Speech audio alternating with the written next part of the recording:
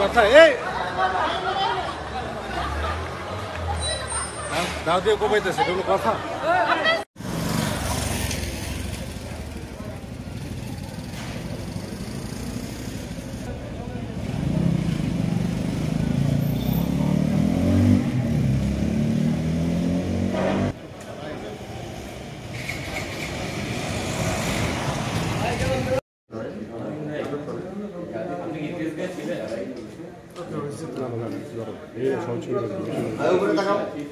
উপরে থাকা ভাই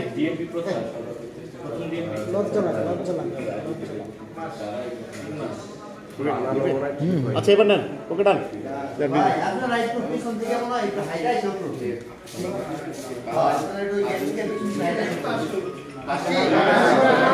ভাই আর একটু নিয়ে যান ভাই একটু হাঁটা নিয়ে আসেন একবার।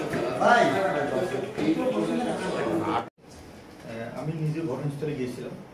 ঘটনা যেটা ঘটছে আমি ওখানে সিসি ক্যামেরা ফুটেজ এবং যারা প্রত্যক্ষদর্শী তাদের মাধ্যমে জানতে পারছি যে ভিকটিম মেহেরবুল হাসান সে তার ওয়াইফকে নিয়ে তার ওয়াইফের নাম ইফতিকে নিয়ে বাইরে থেকে আসছিলেন। ঠিক তাদের সামনে একটি রিক্সা ছিল আর দুই পাশে দুইটা মোটরসাইকেলে তিনজন ব্যক্তি একটু মোটরসাইকেল বেশি হর্ন বাজিয়ে এলোমেলোভাবে উচ্ছৃঙ্খলভাবে যাওয়ার সময় রিক্সাকে লাগিয়ে দেয়।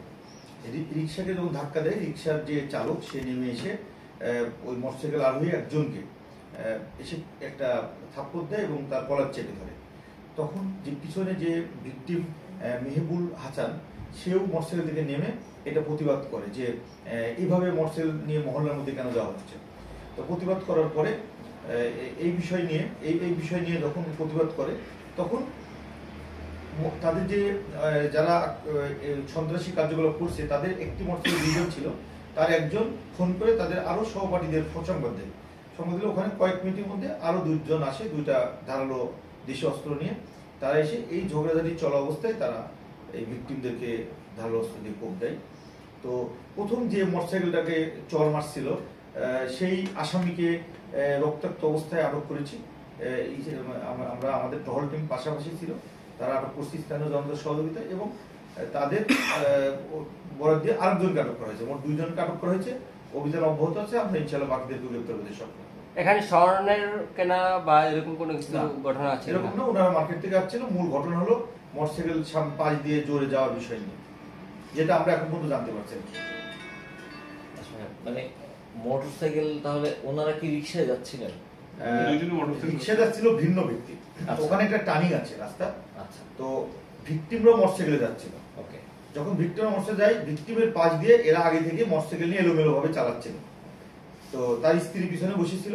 এটা তাদের কাছে একটু লাগে যে ইয়াং ছেলেরা আমার পাশ দিয়ে ভাবে যাচ্ছে। ঠিক এরা ওখানে যাইতে যাইতে টার্নিং ঘোরার সময় রিক্সাকে ধাক্কা দেয় একটি মোটরসাইকেল। এই যে যারা আহত করছে তাদের মধ্যে তিনজন ছিল। তখন এই তিনজনের একটি মোটরসাইকেলে ওই রিক্সায় ধাক্কা লাগে। তখন রিক্সাওয়ালা রিক্সা থেকে নেমে এসে এদেরকে প্রতিবাদ করে যে কেন এইভাবে যাচ্ছ।